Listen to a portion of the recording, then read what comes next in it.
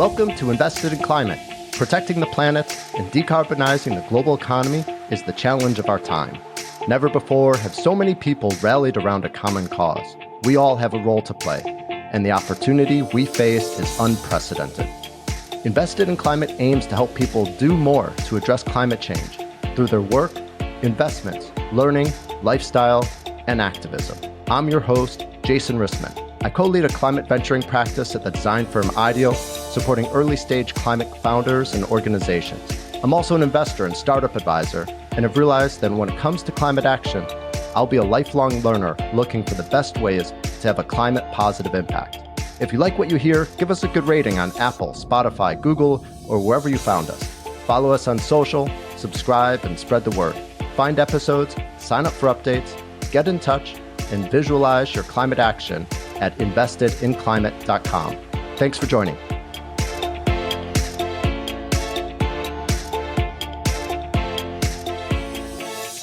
We are in a crisis now, so we have to bend the curve of carbon emissions, reduce carbon emissions, and that's changed the way we operate. It is clear we can do that. There are amazing companies and investors and advocates making these change, and there are examples in every sector, from the steel and cement to shipping. But to do it, one of the key levers is finance. Hey folks, if you look at climate change as a systems problem, which it is, it doesn't take long to see the important role of finance. Yes, there's phenomenal growth in ESG investing and in funding clean energy and climate tech, but so far, overall, our financial system has failed to factor in climate risks and climate impacts. Consider this. According to the climate disclosure nonprofit CDP, just 1% of companies provide the information that investors need to assess if they have credible plans for mitigating risks and transitioning to a low-carbon future. Large greenhouse gas emitters have easy access to capital, and companies are incentivized to adopt a short-term view, prioritizing quarterly earnings over long-term considerations like the health and safety of their employees, customers, and communities. So what can be done about this? Not many people have the expertise or network to think about transforming finance. And that's where an ambitious organization called Ceres comes in. Ceres works with large investors and corporate boards to create systemic change. In this episode, we get to hear from two members of Ceres' Accelerator for Sustainable Capital Markets team about the work they're doing to reshape the role of finance in climate change. Stephen Rothstein is the managing director and brings decades of experience to this question. And Yamika Kitu is a senior associate who recently authored a report that looks at the climate lobbying of S&P 100 companies. We talk about Ceres' history and growth, about an expected SEC rule change that could have dramatic consequences, about findings from the recent research, and of course, about ways that you can get involved. Here we go. Stephen and Yamika, welcome to Invested in Climate. So glad to have you both here today.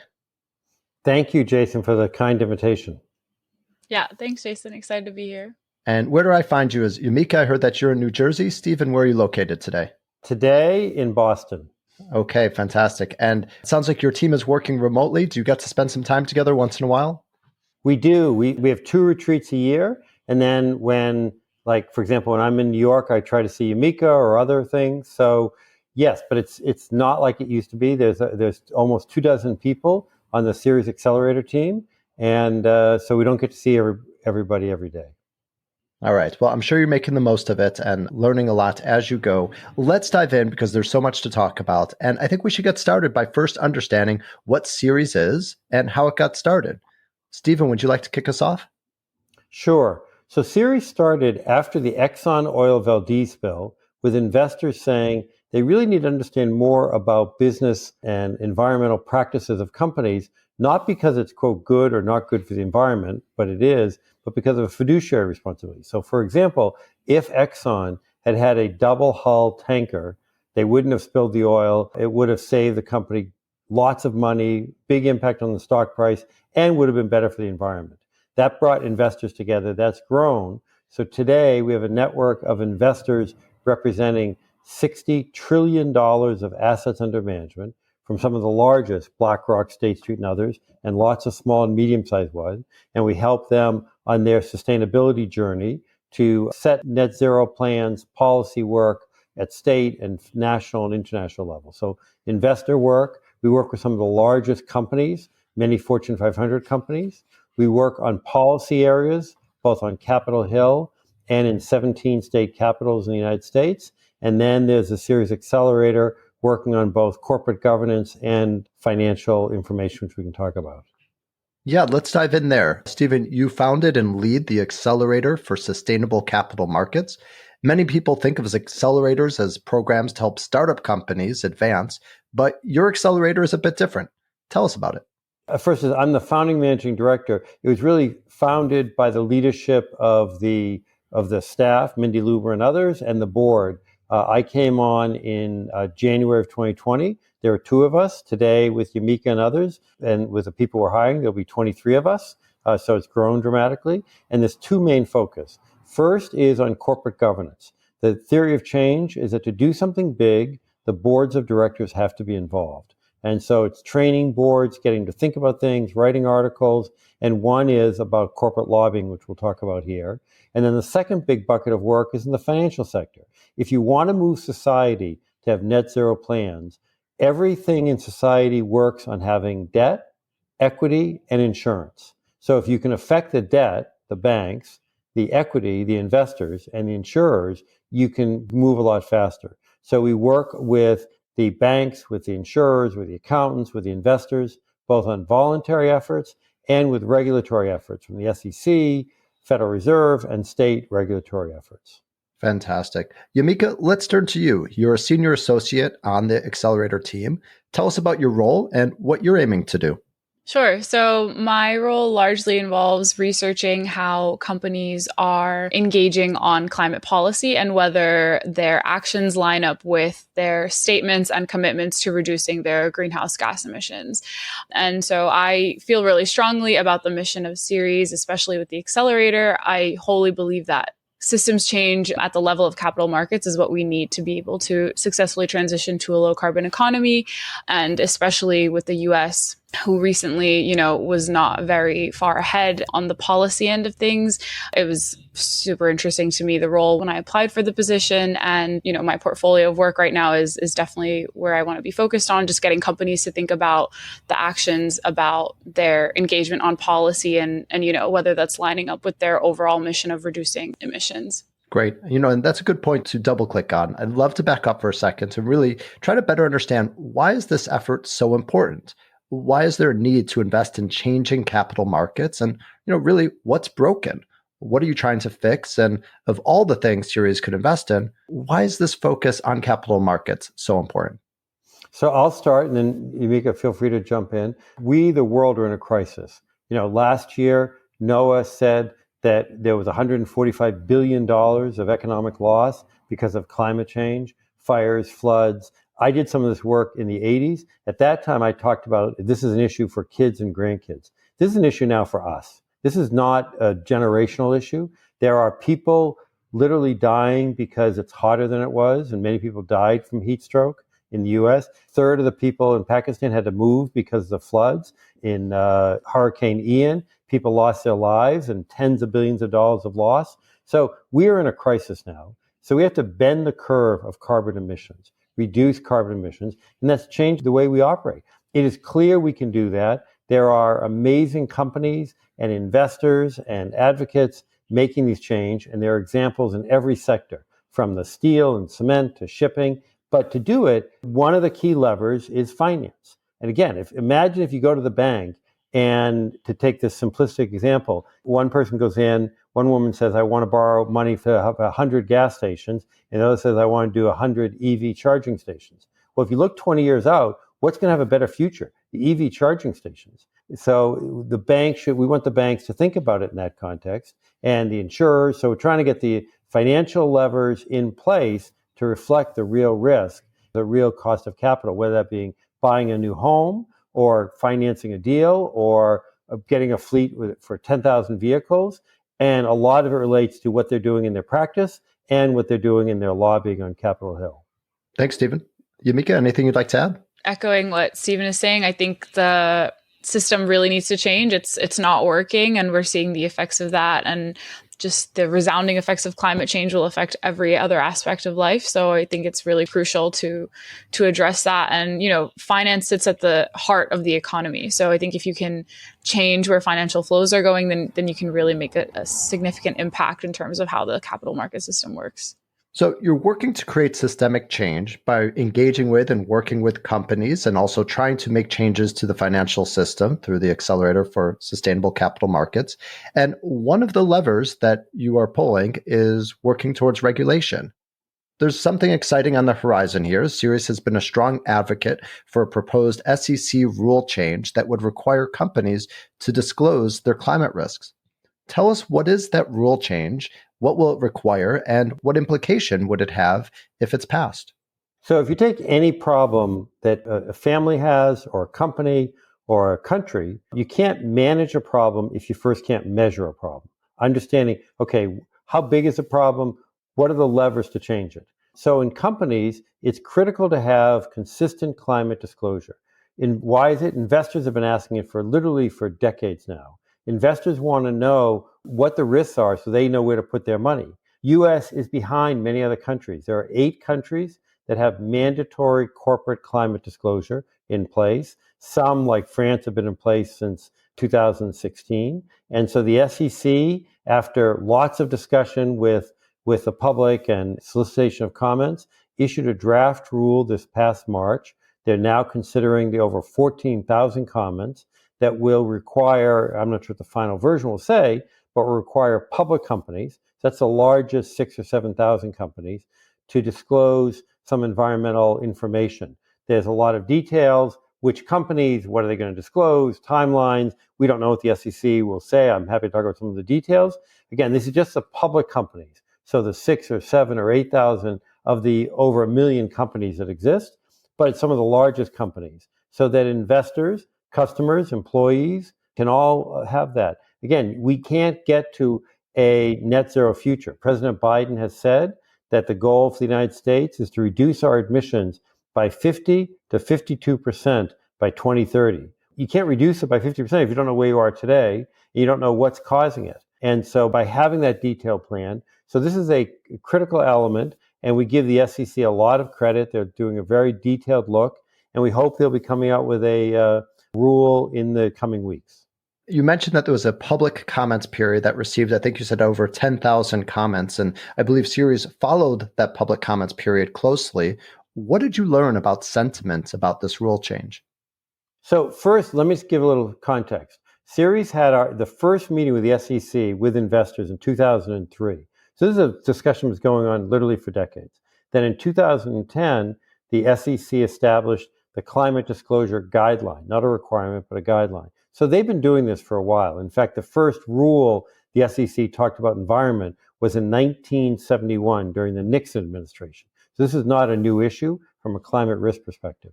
Then in 21, the then chair of the SEC asked the market, do you think we should have a rule? Got overwhelming support. Then in March of 22, we issued a draft rule, got over 14,000 comments, and 80% of the people who responded are supportive.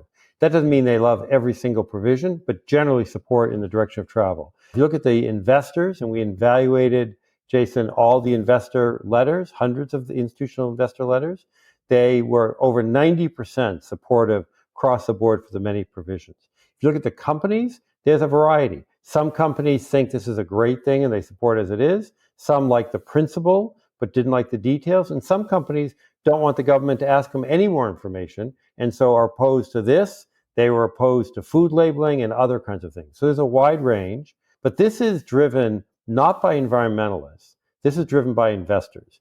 And the SEC is not an environmental agency, but a financial disclosure agency, meaning they're not telling companies you should use solar or you shouldn't use this or any kind of fuel. All they're saying is just disclose what you're doing, and then the market will speak. And we're very excited, fundamentally believe that if the market has good information, it will make the right choice. So what's interesting is also that regulators in the EU and in other markets are passing their own disclosure laws as well. And so in some ways, moving slowly on our own rules could put the US-based companies at a disadvantage, but it really paints a picture that this is the future, this is where we're going. And what will the implications be? It seems like just disclosing your impact or disclosing your risks is one thing, but what kind of pressure does it create to actually compel these organizations to change? First is we hope, and we know the SEC is in active conversation with the regulatory agencies around the world, because we hope there is some harmonization, right? And there's a lot in the draft rule. We'll see what the final rule says. That's important. So what happens is as people understand things, they make good judgments. So when some of us started to see calorie and other nutritional information on food, some people changed their eating habits because they understood more. For this, investors have said that this will help them to make decisions. So, and if there's no rule, then the U.S. will just have to follow the U.S. companies will just be burdened by the international rules. So it's very important that we have SEC rules, and this will help to share information. So if you're an investor, if you want to looking at 5 different restaurant chains or cement companies or agricultural companies or whatever it is, and one of the factors, not the only thing, but one of the factors is to understand their climate risk. Now you can't get that. We live in a climate Tower of Babel where there's a lot of information, but it doesn't talk to each other well. Under the rule, there will be a consistent measure. Imagine, for example, that companies want to think about what to invest and there were not audited financial statements. Then people wouldn't be able to look at the finances. That's where we are today. And this rule is a very important next step, but it's in line with what the SEC has been doing, financial disclosure, not environmental regulation, for the last almost 90 years. You mentioned that the rule isn't popular with everyone. So it brings up the reality that while you are working hard to accelerate a change in how capital markets lead to more sustainable businesses, there's many people who are resisting that change. And this brings up the resistance we've been seeing to ESG overall. So I'm curious, what are both your thoughts about that resistance? And will tracking, reporting, and working to improve corporate environmental, social, and governance actions continue to be controversial? Or do you believe that ESG will continue to take off and perhaps even usher in a different type of capitalism over the long term? I think the answer to both questions are both. I think that it will continue to take off, but it'll still be controversial. Unfortunately, there are many, many countries where the issue of climate risk is no longer debated. It's a fact, and people are moving forward. Not is there a risk, but then, okay, what are the steps?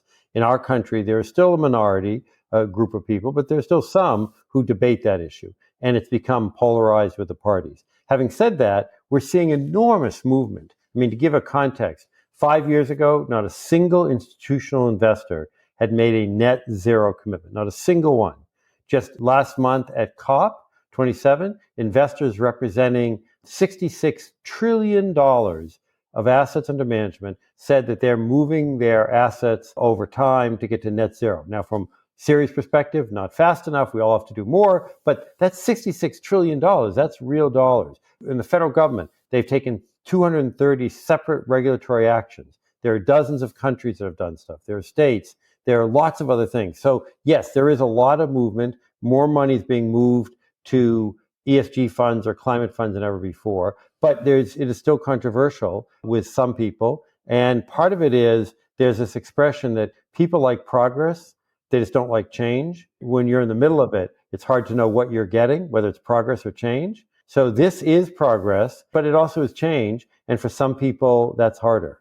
I think especially as we're working with these investors, that they see which way the tide is turning, and on the global scale as well, the direction of things are very favorable in terms of more climate friendly investments. And I think it's maybe just a matter of time until the rest of those people that are against this ESG trend kind of catch on and see that it's more than a trend and actually is, something meaningful that is in the long term will benefit their communities. Yamika, you recently authored an analysis of the lobbying activity of S&P 100 companies. And this falls into that lever of engaging with companies and monitoring their ESG efforts. Tell us about that report. What was its purpose and what did you learn? The purpose of the report is to look at the level of alignment between corporate climate commitments and statements on emissions reductions and their engagement on climate policy, whether that's direct advocacy or indirect advocacy through trade associations. So what we're seeing is a lot of the companies have the right processes in place in terms of assessing the climate risks. Most of them have set either net zero or emissions reductions targets. They're disclosing the fact that they see climate change as a material risk in their 10K filings. And they also have pretty comprehensive board oversight of these risks and the decision-making processes that are happening. On the other hand, only 50% of companies from the benchmark engage directly on climate policy. So it's a significant improvement from the last time we did the benchmark in 2021. It's about 10%. And about half of the cohort of companies that we looked at. But at the same time, 29% of companies are still lobbying against climate policy. And the majority of them have not taken any steps to address the misalignment between them and their trade associations and their positions on climate policy. So this is pretty significant for companies to consider. They have all the right mechanisms and systems in place and the strategy to address the emissions reduction curve. But at the same time, they are, in essence, working against themselves and, sabotaging their strategy by being members of these trade associations or paying into trade associations that are obstructive against climate policy. Yeah, it's an amazing finding to me, and one that I think that will be really perhaps surprising and actually helpful for sustainability leaders at large companies. There they are working hard, investing in doing the right things and transforming their company, working to improve their lobbying and make sure they're on the right side of policies. And on the other hand, they're just part of industry associations that they fund, and those associations are lobbying to undo the work that they're doing. So I imagine many of them will be surprised, and that this report could actually be really helpful for them to try to undo that negative impact of their associations. I'm curious, though, have you started hearing from any sustainability leaders that were surprised by your findings? And what can sustainability leaders at large companies do to make sure their work isn't being undone by partner associations? Many of the companies that we engaged with or had conversations with were, I wouldn't necessarily say surprised by the findings. They were more interested in seeing how they can take action to address the misalignment between their position and their trade associations. So a lot of them were looking for best practice examples, opportunities for advocacy, and kind of towing the line between not leaving the trade association, but also being vocal enough to make their position clear that they would like more positive engagement on climate policy. So, in terms of like what investors are looking for trade association disclosure, there's a number of points that we would like the companies to touch on, like, whether they've addressed if their trade association's position on lobbying is in line with the Paris Agreement. Have they taken any steps to engage with the trade association if it is misaligned? What are some specific policies that they've worked with them on? So that's the kind of disclosure that we're looking for, and how we're hoping that companies can address this level of misalignment and hopefully get their trade associations on track to being more favorable towards these climate policies. And so, for example, the US Chamber of Commerce, there's a group of companies that formed the Climate Solutions Working Group. And so they work within the chamber to get the chamber to be more favorable on some of these policies that have been passed recently. If we think about this is a big change we're making in our economy. So how does it happen? It happens at the company level, it happens at the individual level, but also happens at the government level. I mean, looking at a positive thing, the Inflation Reduction Act, the largest package in the history of the United States or in the world on climate. But many of these companies who say they're climate leaders, and I think are honestly trying to do a good job, lobbied against it. That is completely inconsistent, not just with public policy, but what they say. And so we're just saying to the companies, if you say you're a climate leader, you can't be a climate leader if you're lobbying against the biggest climate bill or many other bills as well, or if you're giving money to a trade association and you're not even asking them about their positions, but fundamentally they're opposed to it. So we don't have the time to go through this. And 29% of the companies lobbied specifically against a climate initiative. So this is really important. And we saw in the last 2 years from the IRA and other things, the importance of that, as is the SEC. There are companies that say they're for climate, but they wrote letters opposed to what the SEC is doing. You briefly said there that we don't have a lot of time. And I want to turn to that because while the report that you just described and the SEC rule change really exemplify how Ceres can help accelerate the transition to better designed capital markets, they also strike me as requiring a ton of work. and a ton of patience. And perhaps that's just part of what comes with trying to transform something as entrenched as how our financial system works. But I'm also curious, are there other approaches you think about that offer even greater leverage? What would be a home run for you that would accelerate change to a much greater degree? So a home run for me would be cloning Yamika because she does such a great job. So we had more people that could do the remarkable work that she does and the other team members on the Ceres Accelerator team. In terms of results, it is getting three branches of a tree or stools, companies, investors, and government entities working together. And we see it now in lots of cases where that is working. And we've seen insurance companies, we've seen lots of industries where they are moving faster because of government, because of company leadership, and because of investors. But we need to do a lot more of that. Also, our colleagues in the environmental movement who are more activists, they play a critical role. Obviously, the work that you're doing and journalism, talking about it as a critical role. Legislators and regulators play a critical role. So it's all working together. President Biden has said that this is an all of government initiative. It's really an all of society to do this. And I'm thrilled at the one hand, I'm an incurable optimist and I've seen lots of change. I'm excited about what we've seen in the last 3 or 4 years, but also I'm sobered by the fires and floods and the droughts and the misery that it's seeing. And Mother Nature doesn't know whether people are Democrats or Republicans. And like a lot of the issues in our society, it affects all of us, but it affects low income individuals the most. They're the most on the front lines of this. So we have an obligation to all of our society, but also to our fellow citizens today. I'm going to push you on this, and Yamika, I'd love to hear your thoughts too, because what you just described sounds a lot like what's happening, but you're just asking for it to happen better. Multi-stakeholder collaboration, all sectors leaning in, and the hard, slow process of collaborating and thinking about a new system. Let's say something like COVID happened, a climate impact, a climate disaster that we don't want to think about it, but it created some sort of devastation that really changed the time frame that we think that we can operate under, changed the level of urgency, changed the political will, and just the willingness across the board for people to make dramatic change. If you have that will, what would you change that really changes the system in a dramatic way much more quickly? We have that. I'll give you two examples. So with what's happening in Europe and Ukraine, the European Union, they're moving their transition to renewables much faster.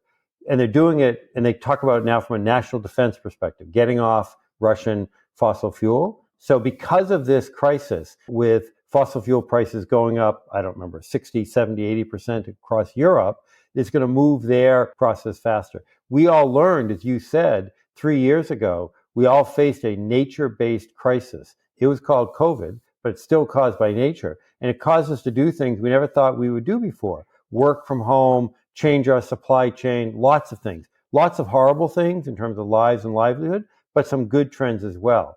I think we need that kind of clarion mission, like President Kennedy brought out in the race to the moon.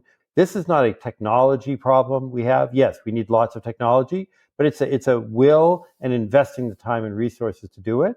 And if we don't, I mean, by 2030, if we haven't reduced emissions by 50%, that there will be some elements, some places where people won't be able to live. I just finished a book about climate migration, and some of the statistics are pretty sobering. I definitely echo what Steven said. I agree with all of that. And then in addition, just add definitely targeting the highest emitters. And I think just like that process of like the sunsetting these industries that are no longer serving the planet. You know, you have like the Norway's state-owned oil company recently, or a few years ago, decided that they would shift their whole business model to become more favorable towards renewable energy. And so I think we need to see that kind of shift on a much larger scale, especially in the oil and gas industries and utilities as well. As investors and participants in today's financial system, what can we all do, both to accelerate change as well as to participate in the unique opportunity of living through the climate transition? It's to ask that question with every decision. So as individuals, our dollars speak. For the report that Yamika just did a remarkable job doing, which is again on the Ceres website, ceres.org, Responsible Policy Engagement. If you shop at any of those companies, ask them what they're doing about their lobbying. If you own stock, ask them what they're doing in those. So you don't have to be the BlackRock or State Street if you own, 10 shares or something. So as customers, as employees, as engagement, we can all have an impact. And we all have to do that. And then clearly for those that control a big amount of capital to address these issues, as Yamika said, not just because of the Ceres report from 21 versus 22, we've seen progress, which is great.